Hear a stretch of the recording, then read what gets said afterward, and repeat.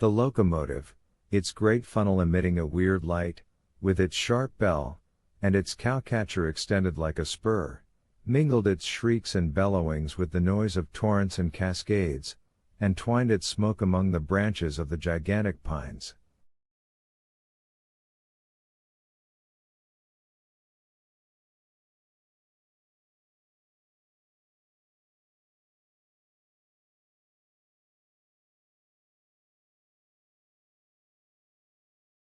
There were few or no bridges or tunnels on the route.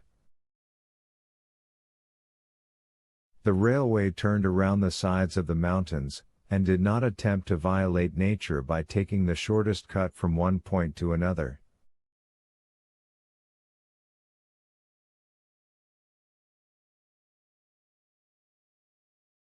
The train entered the state of Nevada through the Carson Valley about 9 o'clock, going always northeasterly, and at midday reached Reno, where there was a delay of 20 minutes for breakfast.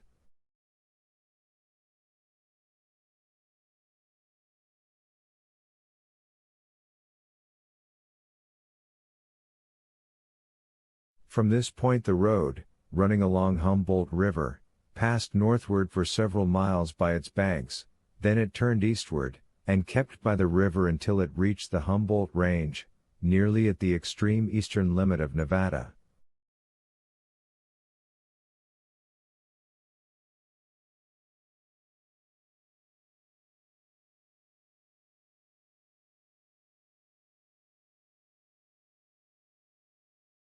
Having breakfasted, Mr. Fogg and his companions resumed their places in the car, and observed the varied landscape which unfolded itself as they passed along the vast prairies, the mountains lining the horizon, and the creeks, with their frothy, foaming streams.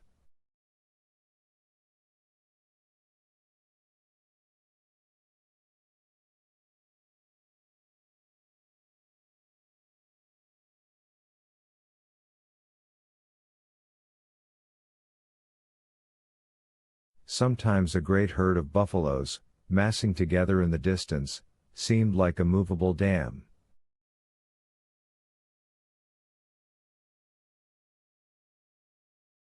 These innumerable multitudes of ruminating beasts often form an insurmountable obstacle to the passage of the trains.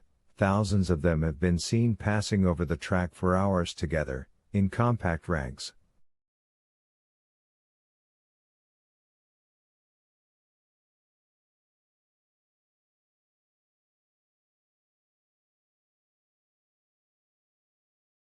The locomotive is then forced to stop and wait till the road is once more clear.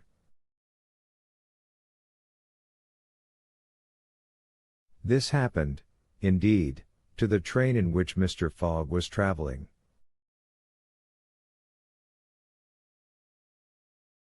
About 12 o'clock a troop of 10 or 12,000 head of buffalo encumbered the track.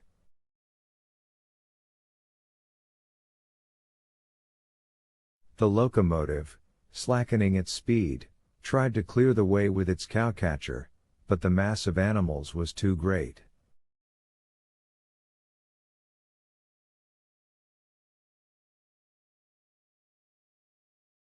The buffaloes marched along with a tranquil gait, uttering now and then deafening bellowings.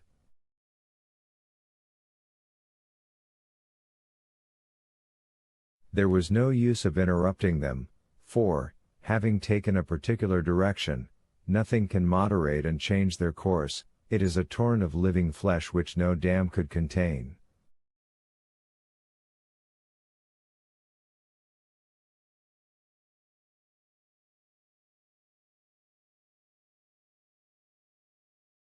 The travelers gazed on this curious spectacle from the platforms, but Phileas Fogg, who had the most reason of all to be in a hurry, remained in his seat, and waited philosophically until it should please the buffaloes to get out of the way.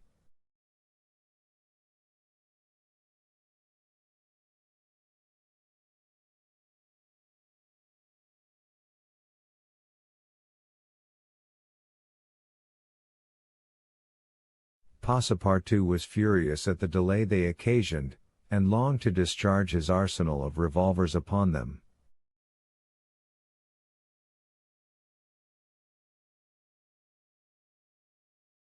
"What a country!" cried he. Mere cattle stop the trains, and go by in a procession, just as if they were not impeding travel.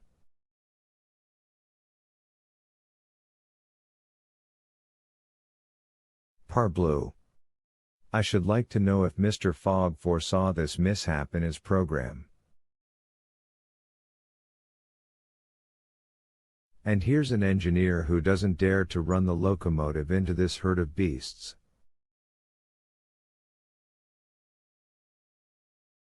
The engineer did not try to overcome the obstacle, and he was wise. He would have crushed the first buffaloes, no doubt, with the cowcatcher, but the locomotive, however powerful, would soon have been checked, the train would inevitably have been thrown off the track, and would then have been helpless.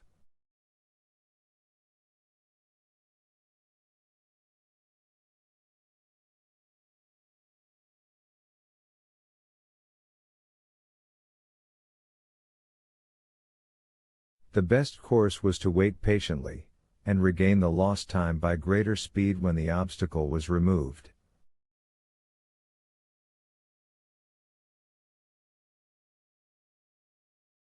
The procession of buffaloes lasted 3 full hours, and it was night before the track was clear.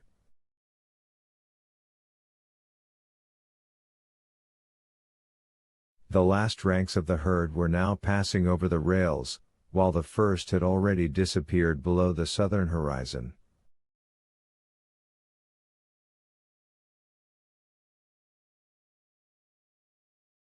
It was 8 o'clock when the train passed through the defiles of the Humboldt Range, and 9:30 when it penetrated Utah, the region of the Great Salt Lake, the singular colony of the Mormons.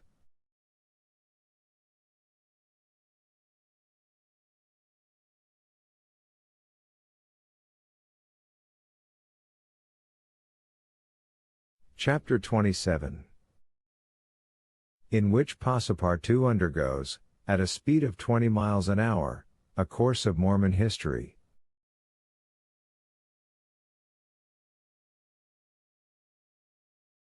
During the night of the 5th of December, the train ran southeasterly for about 50 miles, then rose an equal distance in a northeasterly direction, towards the Great Salt Lake.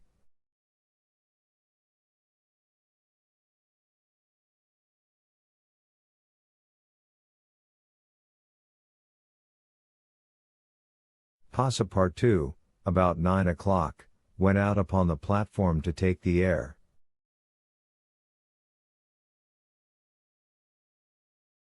The weather was cold, the heavens gray, but it was not snowing. The sun's disk, enlarged by the mist, seemed an enormous ring of gold, and Passepartout was amusing himself by calculating its value in pounds sterling, when he was diverted from this interesting study by a strange-looking personage who made his appearance on the platform.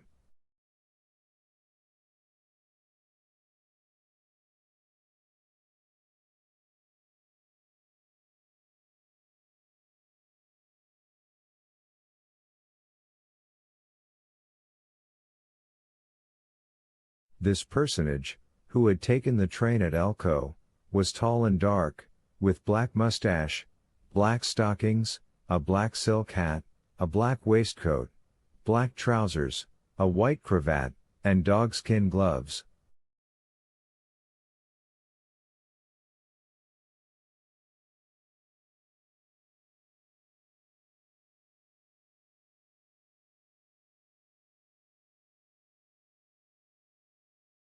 He might have been taken for a clergyman.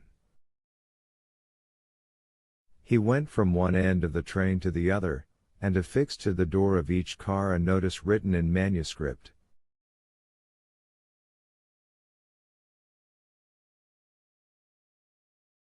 Passepartout approached and read one of these notices, which stated that Elder William Hitch, Mormon missionary, taking advantage of his presence on train number 48, would deliver a lecture on Mormonism in car number 117, from 11 to 12 o'clock, and that he invited all who were desirous of being instructed concerning the mysteries of the religion of the Latter-day Saints to attend.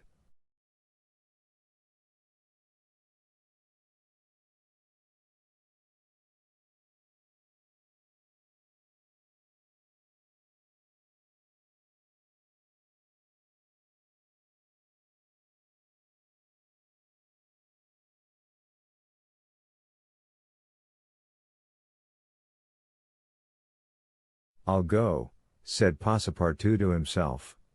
He knew nothing of Mormonism except the custom of polygamy, which is its foundation.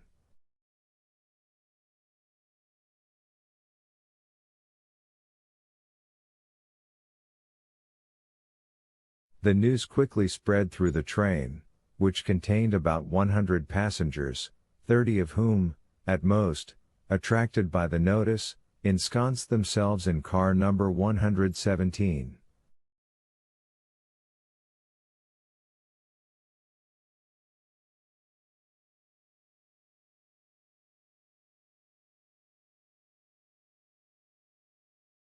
Passepartout took one of the front seats. Neither Mr. Fogg nor Fix cared to attend. At the appointed hour Elder William Hitch rose, and, in an irritated voice, as if he had already been contradicted, said,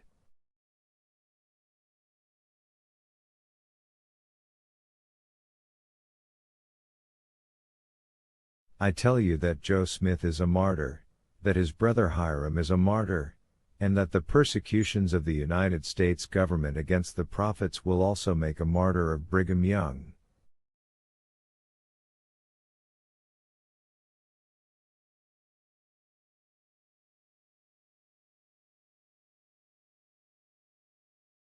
Who dares to say the contrary? No one ventured to gainsay the missionary, whose excited tone contrasted curiously with his naturally calm visage.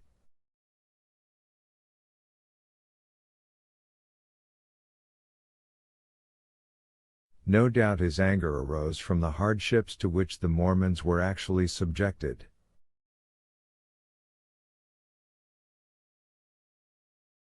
The government had just succeeded, with some difficulty, in reducing these independent fanatics to its rule.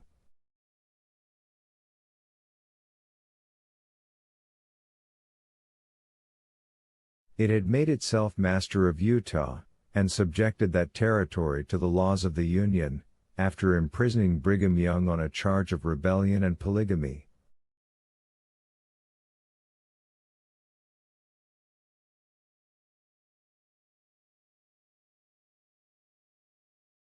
The disciples of the prophet had since redoubled their efforts, and resisted, by words at least, the authority of Congress.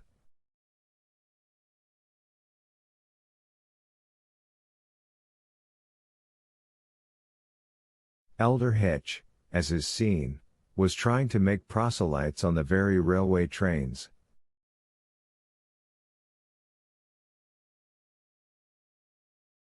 Then, emphasizing his words with his loud voice and frequent gestures, he related the history of the Mormons from biblical times, how that, in Israel, a Mormon prophet of the tribe of Joseph published the annals of the new religion, and bequeathed them to his son Mormon, how, many centuries later, a translation of this precious book, which was written in Egyptian, was made by Joseph Smith, Jr., a Vermont farmer, who revealed himself as a mystical prophet in 1825, and how, in short, the celestial messenger appeared to him in an illuminated forest, and gave him the annals of the Lord.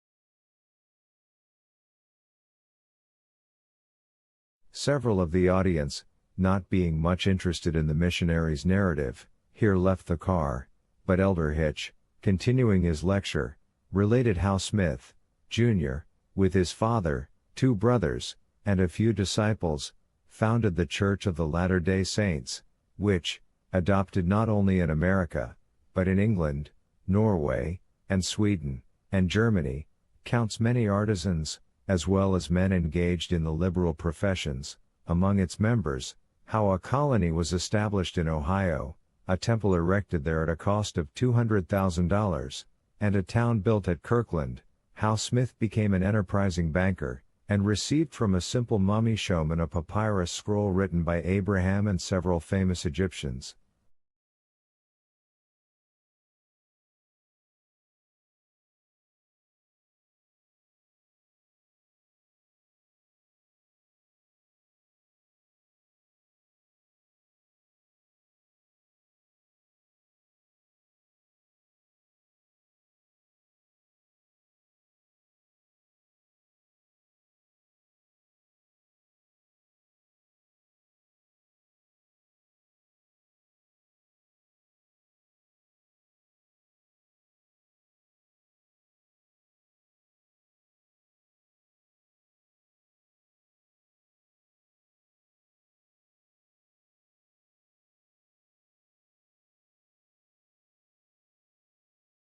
The elder's story became somewhat wearisome, and his audience grew gradually less, until it was reduced to 20 passengers.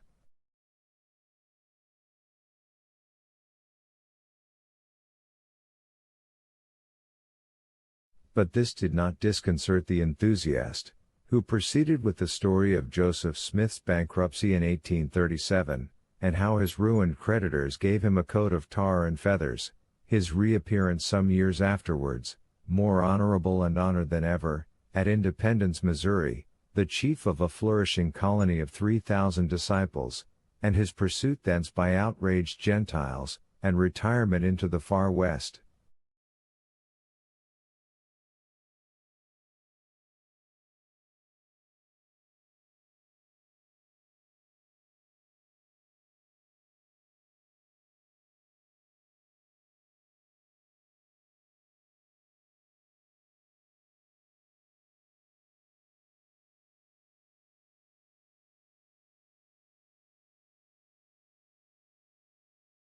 Ten hearers only were now left, among them honest Passepartout, who was listening with all his ears.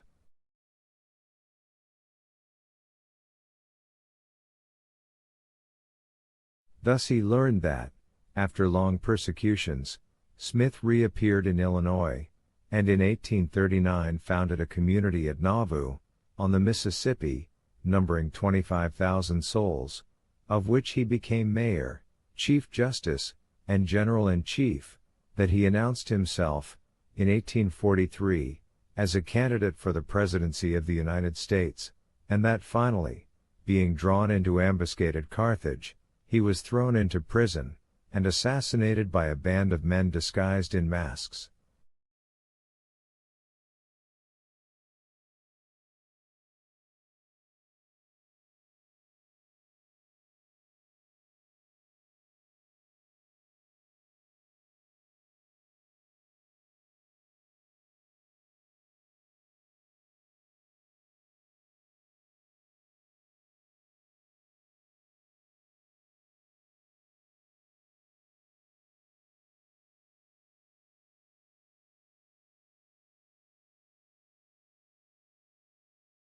Passepartout was now the only person left in the car, and the elder, looking him full in the face, reminded him that, 2 years after the assassination of Joseph Smith, the inspired prophet, Brigham Young, his successor, left Nauvoo for the banks of the Great Salt Lake, where, in the midst of that fertile region, directly on the route of the emigrants who crossed Utah on their way to California, the new colony, thanks to the polygamy practiced by the Mormons, had flourished beyond expectations.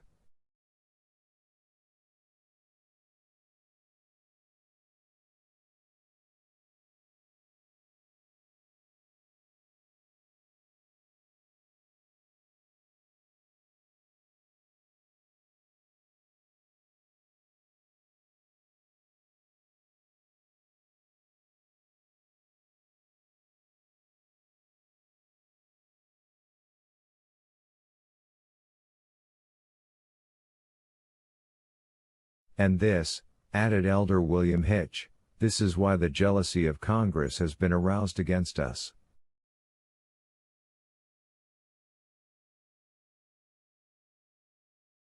Why have the soldiers of the Union invaded the soil of Utah? Why has Brigham Young, our chief, been imprisoned, in contempt of all justice?